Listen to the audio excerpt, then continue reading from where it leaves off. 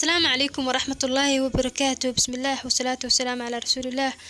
maanta haddii Ilaahay ka raali noqdo waxaan ka hadli doonaa 6 calaamadood oo lagu garto marka maskaxdaada ay xanuun dareemayso. sida uu jirka u xanuunsado ay maskaxdana xanuun u leedahay, laakiin xanuunadooda way kala duwan yihiin. waxaan rabaa in haddii aad qodobadan qaar ka mid ah isku aragtay aad u qaadanin inaad jiran tahay ama maskaxda laga hayo, laakiin qaar ka mid ah waxay iska noqon karaan waxyaabo nolosha ku taxlooqa oo qofka dabeecadiisa ay marka horeba qaab caadi ah uga mid ahaan jireen. laakiin haddii isbedeladan aad hadda isku aragtay waa fariin maskaxdaada ay kuu soo dirayso in ay xanuun dareemayso.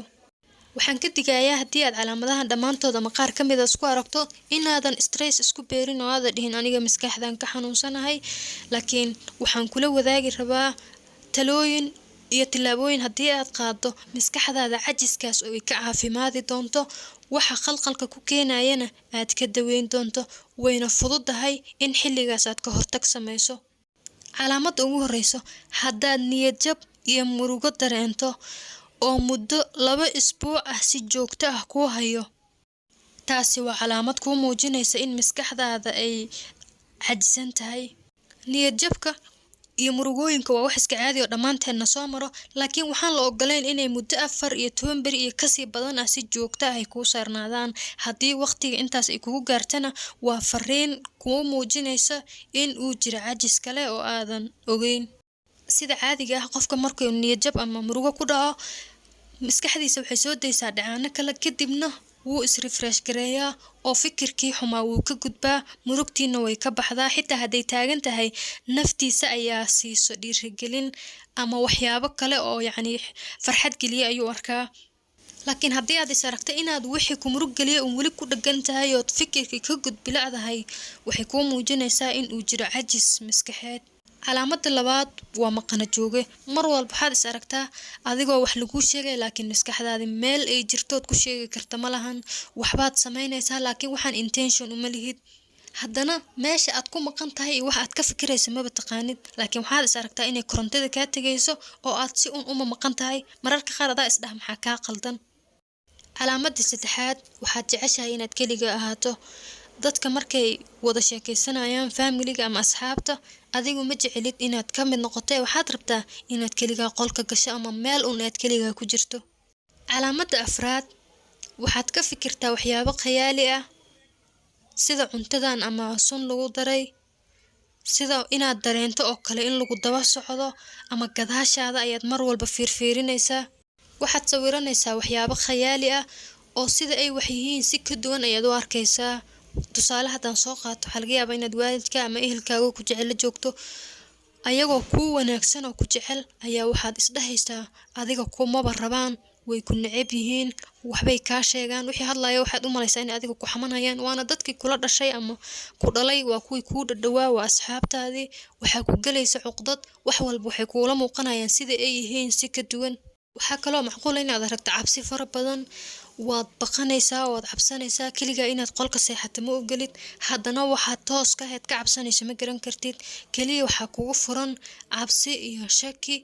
taasna waa calaamad kale oo iyadana lagu garto marka maskaxdaadu ay cajis dareemayso.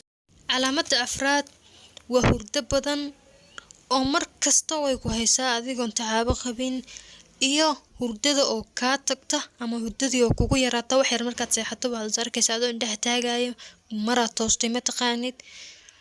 calaamadahan hurdada la xiriira mararka qaar waa kuwo iska caadi ah oo lama dhihi karo xanuun maskaxeed baa keenay, laakiin markaad aragto inay muddo kula socdaan, in ay isa soo tarayaan, markaas waxaad dhihi karnaa waa calaamad tusinaysa cajiska maskaxeed ee ku haya.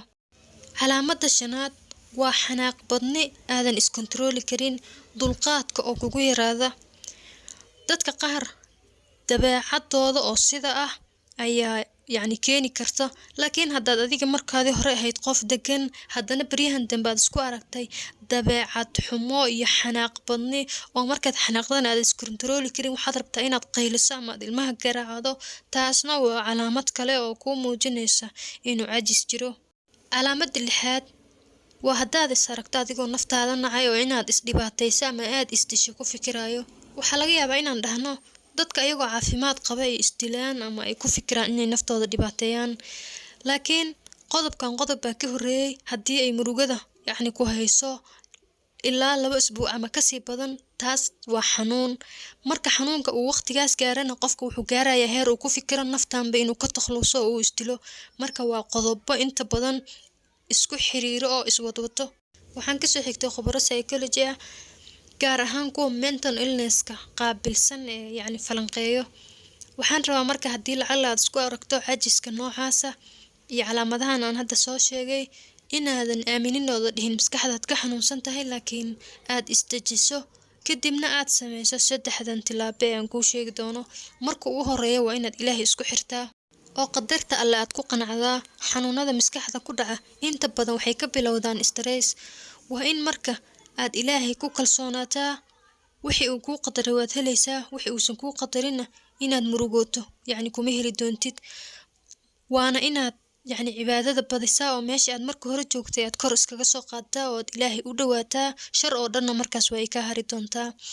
qodobka labaad waa inaad dhageysataa quraanka ruqyada ah, gaar ahaan salaadii iyo maqribkii. labadaas xilli waa inaad dhageysataa.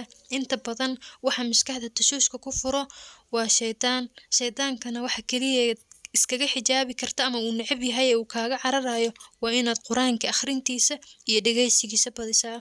midda saddexaad waa inaad duceysataa oo Ilaahay ka magan gashaa sharka shaydaan iyo waswaaskiisa. haddii aad joogtayso 3daas arrimood, waxaa hubaal ah in maskaxdaada ay ku caafimaadi doonto, wax walba oo dhibaato ku hayayna ay meesha ka bixi doonaan. wassalaamu calaykum waraxmatullaahi wabarakaatu.